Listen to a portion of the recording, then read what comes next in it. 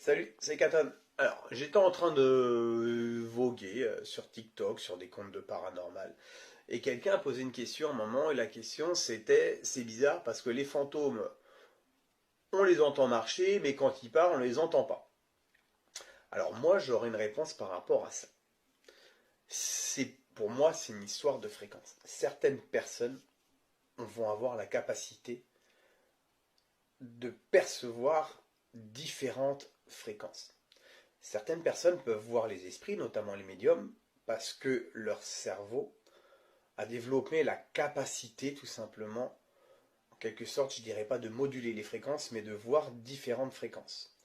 Les enfants, par exemple, les animaux, arriveraient à voir les esprits, parce qu'ils sont beaucoup plus ouverts que nous. Il y a moins de barrières qui sont mises au fur et à mesure. Mais c'est une histoire de fréquence.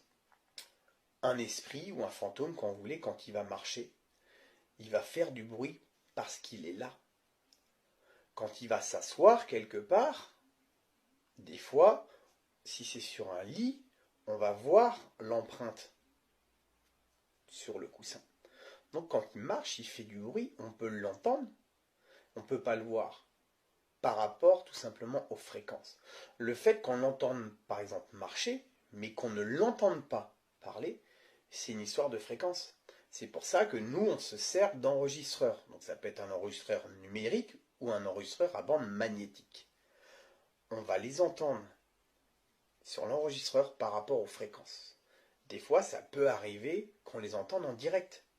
C'est rare, mais c'est possible. Il suffit tout simplement qu'ils soient sur la même fréquence que votre cerveau. Et là, vous aurez la capacité de les entendre. Alors, je ne sais pas si vous êtes au courant, des fois on apprend ça à l'école ou ailleurs. Quand vous dormez, les ondes ou les fréquences de votre cerveau ne sont pas les mêmes que quand vous êtes éveillé. Est-ce que ça vous est déjà arrivé? Tout simplement, vous êtes là, vous êtes tranquille, vous êtes bien, vous êtes tout seul chez vous. En général, quand on est tout seul, on est bien. Et d'un coup, en fait, vous entendez quelqu'un qui vous appelle. Et là, vous vous retournez, vous cherchez partout. Il n'y a personne. Faites le tour de la baraque, vous vous dites, pourtant j'étais tout seul. C'est tout simplement parce qu'en fait, vous étiez bien. Donc votre conscience, votre cerveau, appelez-le comme vous voulez, a atteint une fréquence ou une certaine onde qui a pu se mettre tout simplement, se superposer avec la voix de quelqu'un qui essayait de vous appeler. Tout simplement. J'ai fait une vidéo sur ça qui s'appelle La Frontière. Vous pouvez aller voir si vous voulez.